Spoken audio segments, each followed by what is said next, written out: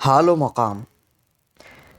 دل زندہ و بیدار اگر ہو تو بتدریج بندے کو عطا کرتے ہیں چشمے گراں، اور احوال و مقامات پہ موقوف ہے سب کچھ، ہر لحظہ سالک کا زماں اور مکان. اور الفاظ و معنی میں تفاوت نہیں، لیکن ملا کی اذاں اور مجاہد کی اذاں اور پرواز ہے دونوں کی اسی ایک فضا میں، کرگس کا جہاں اور ہے شاہی کا جہاں. اور آل جبریل میں شامل اقبال کی نظم حال و مقام کے معنی اور تشریح.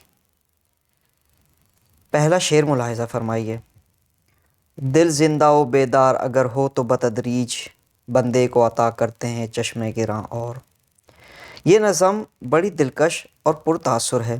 یہاں ایک بات قابل ذکر ہے کہ اقبال کی شاعری میں دل سے مراد صرف گوشت کا لوتھڑا نہیں، بلکہ ایک وسیع اور گہری روحانی، جذباتی اور فلسفیانہ مسلم حقیقت ہے. اقبال کے ہاں دل سے مراد عشق حقیقی، خودی کا مرکز، بصیرت، روحانی آنکھ اور جذبہ و احساس ہے.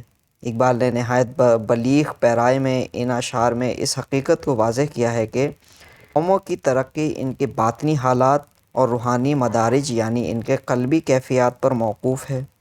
ترقی کے لیے بنیادی شرط یہ ہے کہ دل زندہ ہو، یعنی دل میں ترقی کا ولولہ موجزن ہو، اور اگر کسی قوم کے افراد میں یہ کیفیت بیدار ہو جائے تو وہ ضرور ترقی کرتی ہے. دوسرا شعر: احوال و مقامات پہ موقوف ہے سب کچھ، ہر لحظہ سالک کا زماں اور مکان. اور یہاں سالک سے مراد وہ شخص ہے جو کسی مرشد کے زیر سایہ ہو، یا صوفی و مجذوب کے مقابلے میں وہ شخص ہے جو اللہ کا قرب بھی چاہے اور شغل معاش بھی رکھتا ہو، یعنی دنیا اور دین ساتھ ساتھ لے کر چلنے والا.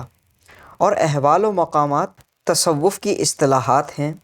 حال سے مراد وہ کیفیت جو سالک کی شخصیت کا اس طرح حصہ بن جائے کہ کسی وقت بھی اس سے غافل نہ ہو. آئیے ان الفاظ کو ایک مثال سے سمجھتے ہیں. فرض کریں زید نماز تو پڑھتا ہے مگر کبھی کبھی ناغہ بھی ہو جاتی ہے. تصوف کی زبان میں اس کو یوں ادا کریں گے کہ نماز زید کے لیے ابھی حال نہیں بنی.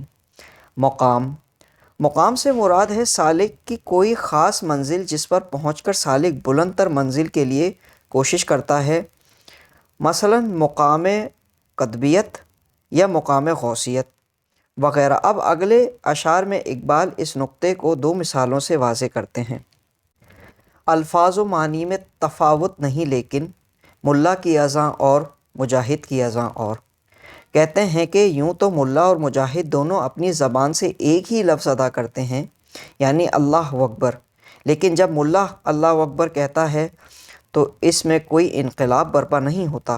وہ اللہ اکبر کہنے کے بعد اسی حالت میں ہوتا ہے جس میں کہنے سے پہلے تھا.